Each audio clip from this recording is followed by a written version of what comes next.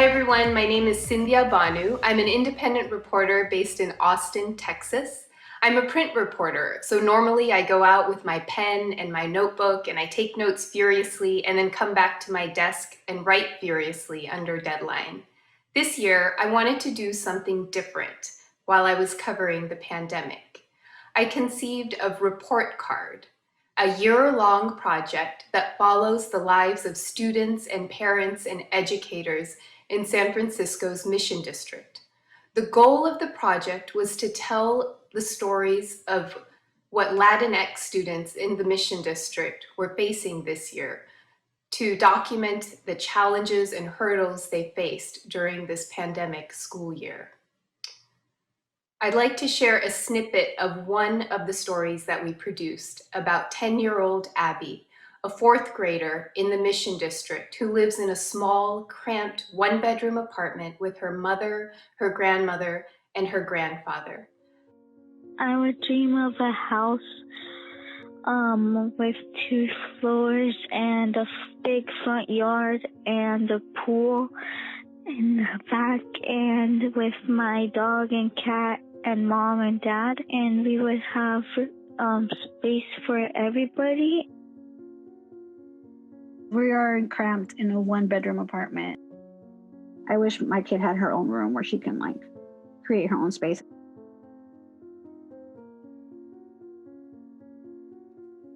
Being an astronaut would be cool. I only imagine being in the moon. I would be floating and I would be walking on the moon and putting the flag there, how they do it.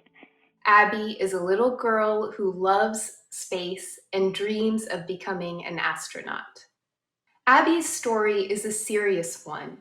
It tells the story of the housing crisis in San Francisco, how difficult it is for low-income and middle-income families to survive in the city, how difficult it was for them during this year. In total, we produced 9 such illustrated audio stories. We found students, parents, and educators in the mission who were willing to share stories. We conducted Zoom interviews, identified key issues, edited each piece into a 3 to 5 minute story, and then added illustrations. By telling stories in the students' voices, we were able to center the narrative around them. It was useful to use illustrations in audio for a few reasons. First, the illustrations allowed us to tell intimate, personal stories during a time when it was impossible to get close to subjects, to visit them in their homes or take pictures of them in their homes. Second, it allowed us to protect the identities of some of our interviewees. Some of them were undocumented. Third, by using illustrations, we were able to highlight what we wanted to. If you view our stories, you'll see that some objects are in color and that some are not. That was intentional. Is report card journalism, though? It is definitely storytelling, but I believe that it's also a powerful, effective form of journalism. The American Press Institute says the purpose of journalism is to provide citizens with the information they need to make the best decisions possible about their lives, their communities, their societies, and their governments. This definition accounts for the practical, for decisions made by the head. But what about our hearts? I argue that information alone does not trigger action. For that, we need to be moved. And to be moved, we need to feel what others are feeling. Spend a minute in their shoes, as the saying goes. It was my hope that this project would get us a little closer to that, a little closer to stepping into shoes. And there's one more reason I wanted to tell stories in this way. I wanted to reach young people. I wanted this to be a project that invited them to explore difficult, complicated topics like food insecurity and job insecurity and the digital divide.